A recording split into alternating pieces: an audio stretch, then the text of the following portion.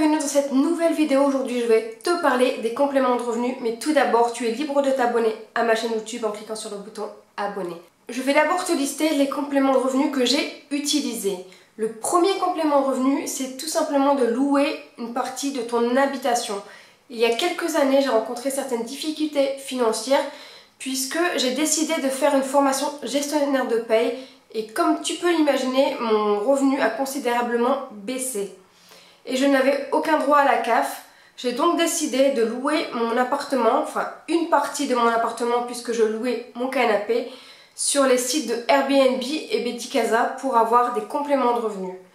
Au-delà de l'aspect financier, ça a été vraiment une superbe expérience, ça m'a énormément enrichi et j'ai rencontré des gens extraordinaires.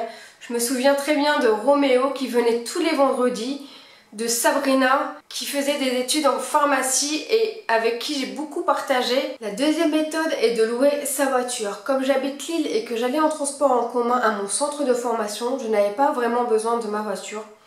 J'ai donc décidé de louer ma voiture sur le site de Drivey. Cela me permettait de générer des revenus même lorsque je n'étais pas là. Le troisième complément de revenus est de tester des produits. Il y a quelques années, je testais des produits de consommation. Le but était de donner son avis sur la texture, le visuel et le goût. Cela me prenait en général 20 minutes et je ressortais avec une carte d'un montant de 5 € que je pouvais utiliser dans un grand magasin d'alimentation. Si vous êtes de Lille, le site s'appelle Galis. La quatrième méthode est le marketing de réseau. Je t'en ai déjà parlé dans mon article.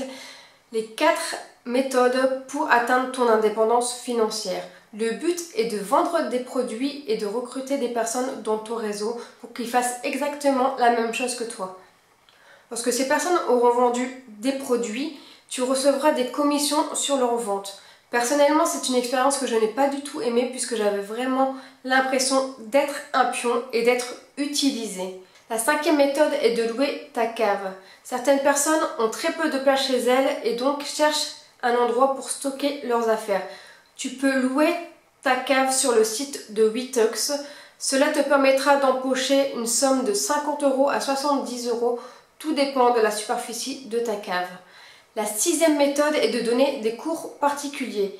Si tu as de la patience et que tu as de bonnes connaissances dans certaines matières, comme par exemple le français, l'anglais ou que tu fais de la guitare, tu peux donner des cours, tu pourras empocher une somme de 10 € de l'heure ou de 15 € de l'heure, tout dépend de l'annonce que tu mettras.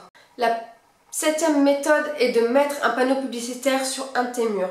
Si tu habites dans une rue où il y a énormément de passages et que ton mur n'est pas mitoyen, tu peux contacter une entreprise pour lui demander si cela l'intéresserait d'installer un panneau publicitaire sur un de tes murs.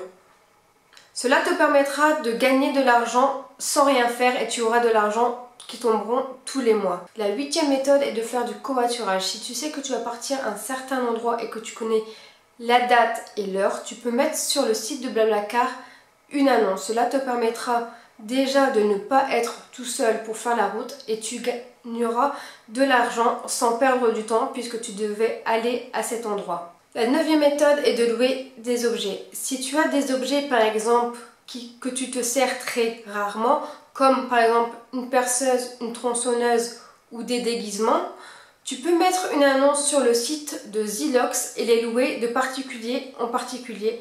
Cela te ramènera de l'argent au lieu de les laisser dans le placard ou dans ton atelier. J'espère que cette vidéo vous aura plu. N'hésitez pas à vous abonner à ma chaîne YouTube et à télécharger mon livre Vérifier la solvabilité de vos locataires gratuitement en allant sur mon blog vivedelimmobilier.com et moi je vous dis à très bientôt pour une nouvelle vidéo. Au revoir.